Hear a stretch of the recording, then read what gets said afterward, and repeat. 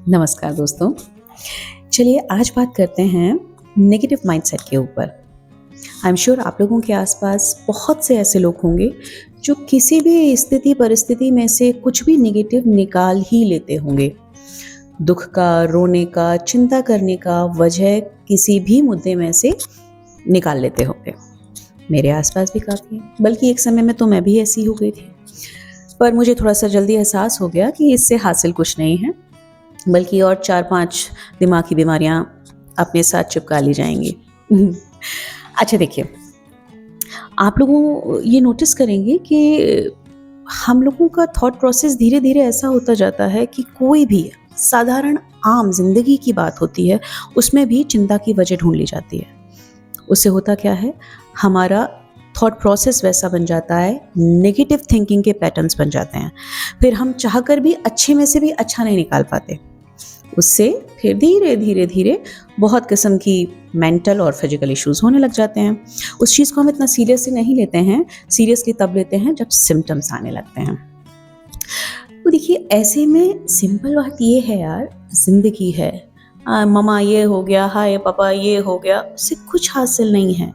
जिंदगी है, मुद्दे परेशानियां आएंगी, रिश्ते हैं, उलझने आएंगी। सब्र के और विवेक के साथ चलते जाइए। उस परिस्थिति के हिसाब से जो भी बेस्ट पॉसिबल आप कर सकते हैं उसको करिए। धीरे धीरे रास्ते खुद दिखने लग जाते हैं, माध्यम बनने लग जाते हैं। लेकिन जब आप परेशान होते हैं तो सबसे पहले तो आप अपने दिमाग की सोचने समझने की ताकत को ही ख़त्म करवा देते हैं। तो फिर आप सोल्यूशन तो क्या ही निकालेंगे किसी चीज़ का, है ना। जिंदगी के जितने भी पड़ाव होते हैं उनमें अलग अलग किस्म के मसाइल आते हैं, अलग अलग किस्म के मुद्दे परेशानियां आएंगी। उनको ट्रीट करना है, उनको झेलना है और उनसे निकलने के लिए खुद को तैयार रखना है, खुद को इतना एक्टिव रखना है, इतना स्मार्ट रखना है कि उनसे निकलने की स्ट्रेटजीज बना सकें, बजाय के मातम बनाने के हर समय।